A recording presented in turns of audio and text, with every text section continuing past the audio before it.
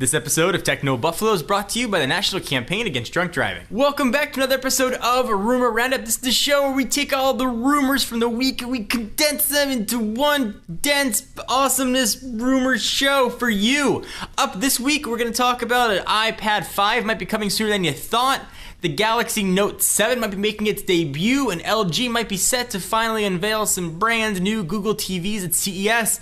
And finally, BlackBerry 10 looks like it is quite definitely upon us as the Z10 is shown up in Carphone Warehouse's inventory.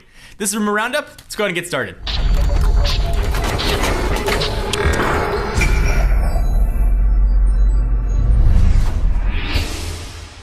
So you know that brand new iPad 4 you just got for Christmas that you're loving and kissing and saying it's the best new iPad you've ever seen? Well, it might be outdated sooner than you thought. If you thought the release cycle between 3 and 4 was short, wait till you hear what might be coming for 5. According to a report from Mako Katara, the 5th generation iPad will be making its way to store shelves in March 2013. According to the sources that spoke with the site, the 5th iteration of the top-selling tablet will pick up some of the design cues from the iPad mini, be thinner, shorter, and a little bit narrower, so smaller bezels. Apple's release schedule is getting crazy short. I mean, when it was a year, it was fine. You could predict when the next tablet was coming, the next phone was coming, and I think are doing more harm than good to the company. They're selling certainly a boat ton, but it's hurting the reputation, I think, of what people feel about the iPad being a premium product, at least having the newest for a few months. I don't know, maybe I'm off here. What do you guys think? If you're looking for something to compete with either the Nexus 7 or the iPad mini, Samsung might have you covered.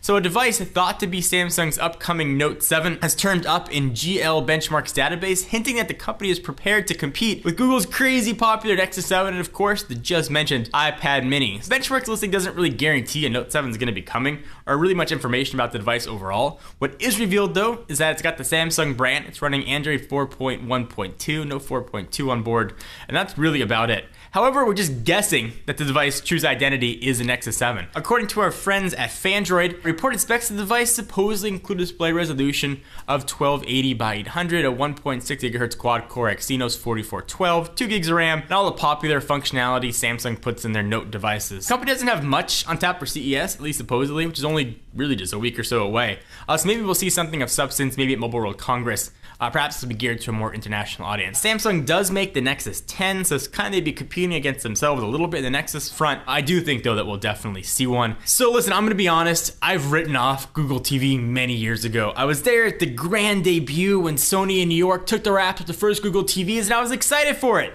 It looked awesome, and then I used it and realized I had absolutely no use for it whatsoever, and since its announcement a few years ago, it's kind of petered off. Now, LG is hoping that they could revive the Google TV brand, and they are supposedly set to introduce multiple new Google TV-enabled television sets at CES 2013. Google's streaming media platform has been getting a bit more powerful lately. They got a new redesign. LG is hopefully thinking that it's time to give folks more options to trying it out. Announced this week, LG is going to be introducing a 42, 47, 50, 55, and 60-inch sets to the platform built in at CES 2013. I would have liked to see 65 bigger, but capping out at 60 is certainly pretty decent as well. Additionally, as many manufacturers do with Android, there's going to be a custom UI skin slapped on top of the platform, which may be a bit more appealing to your casual consumer looking at these sets in an electronics store. Particularly interesting though will be the inclusion of the card system.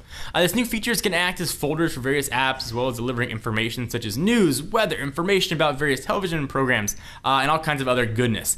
With a dual-core processor on board, though, they should be pretty fast, be able to serve up the apps relatively quickly, but also providing the user with the snappy experience, which is ultimately super important to the whole online smart TV experience. So we'll see what those look like at CES 2013. Of course, we'll be covering all that goodness, so stick around, we'll show you what they got. And rounding up the rumors, BlackBerry 10 is finally almost upon us. The BlackBerry Z10 has showed up in Carphone Warehouse's inventory. This comes just one day after the device showed up in marketing materials. There's not so much really to go on from the inventory description. It does confirm the Z10 name, which is very different. We sort of had sort of curve and bold before. Z10 doesn't make that much sense, but we do know it's going to come in black or white. But other than that, we don't really know that much. We've seen several leaked images of the device along with a video preview, and with RIM's January 30th BlackBerry 10 day of reckoning just around the corner, wouldn't be surprised to see the specs hitting before the official unveiling. So now that we've rounded up all the rumors, I'm gonna take a minute to thank our friends and sponsors at the National Campaign Against Drunk Driving. Sometimes during our sponsor reads, we've got all kinds of cool products and new things coming,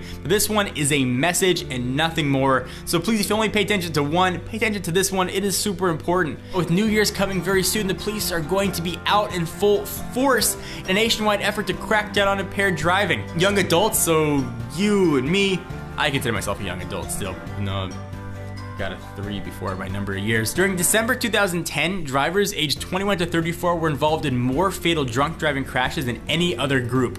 78% of those drivers were male. So dudes and dudettes, if you go anywhere near a drink, just don't drive. Call your mom, call your dad, call your girlfriend, cousin, somebody else you know, call a cab.